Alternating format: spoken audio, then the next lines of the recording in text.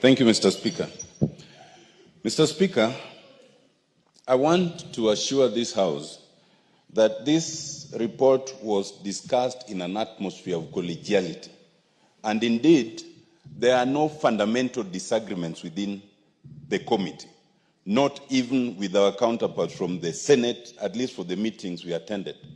It is only three things that we must bear in mind. One, that this NADCO report was a ceasefire document. And like any ceasefire document, it must be treated with positivity and purposiveness. Wherever it appears not to achieve what was intended, it is our collective business to ensure it does. Secondly, it was fast-tracked for obvious reasons. The Honorable Murugara and I were in the first NADCO. For reasons we don't have to discuss now, it died a natural death, and we came to NADCO 2, and now we are here. The generality of the report is to support the NADCO report. But as with everything that was fast-tracked, there are some ideas that were left inchoate. They were incomplete. The committee endeavored to complete their purposes. In some instances, we were given options, as with the 2/3 gender. The report suggested... The Honorable Sabina Chege shall do the right thing. She will always do the right thing in the House. You'll... Crisscrossing. No, you can't do that. This is your third term. This is your third term in Parliament. Do the right thing. It is called compounding an impropriety. Thank you. So I was explaining, Mr. Speaker, that in some instances it gives us two options, as with the 2/3 gender. You could say you could go for top-up, or you could create special seats, or you could do what Honorable Karoli was suggesting. So the committee settled for the top-up, and I'll talk about that. But thirdly, the committee had an eye on legality throughout, that whatever proposal is made, it must be consistent with the law. Now, with that, Mr. Speaker, I am happy to say that I associate myself with the report of the committee. My divergence is only in 3 points. The first point, Mr. Speaker, is on the proposed amendment to Article 103. That is the question, the proposal of vacation of office of a member of parliament, and the same would go for governor or county assembly, where either one resign or is deregistered from a political party, in circumstances that would then be indicated. The point here is this: our constitution now, and I put that word there myself, has provision for deeming one to have left a political party. That provision has never been implemented in the 14 years that we've had the constitution. Why? Because it requires the speaker to do something else. The speaker must trigger it by now saying that the member is deemed.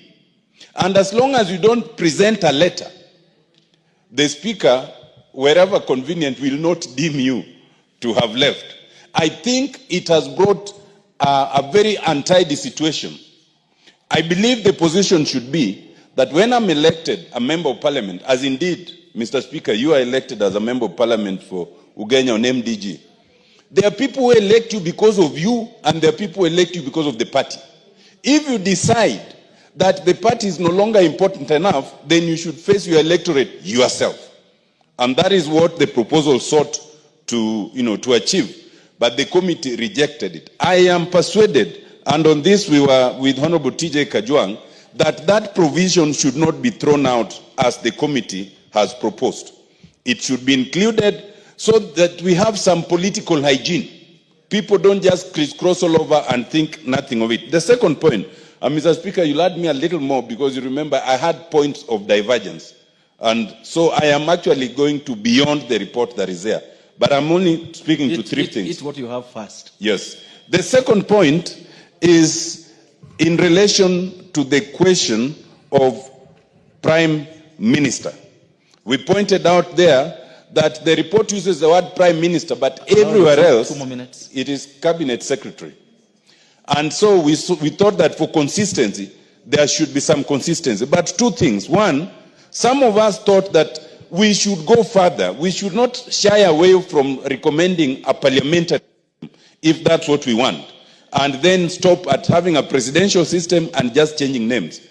And more importantly, I also pointed out there that this is a proposal that would require a referendum, and we must just be honest with it. Thirdly is on the two-thirds gender principle. Now, this is a very delicate thing because it's a question of achieving full representation as against the cost of representation. It's not an easy balance. And all I've pointed out there are two things. One, that as we do this, we must take the courage to go back to the people also in a referendum. Because if you look at Article 10(2)(a) and you look at Article 255, I'm persuaded that this is also a referendum question. Also because when you increase the number of members of parliament to beyond a certain level, you are not just affecting the functions of parliament, you are affecting the functionality of parliament. So as we are taking the other fundamental question, we must be prepared to take this question also so that Kenyans help us resolve that very delicate issue of cost versus representation. It is only on those three issues that I had a divergence with the committee. But on all the others, we are on all fours. So, Mr. Speaker, I support the report of the committee. Thank you. The Honorable Wanjiku here. What is the point of order?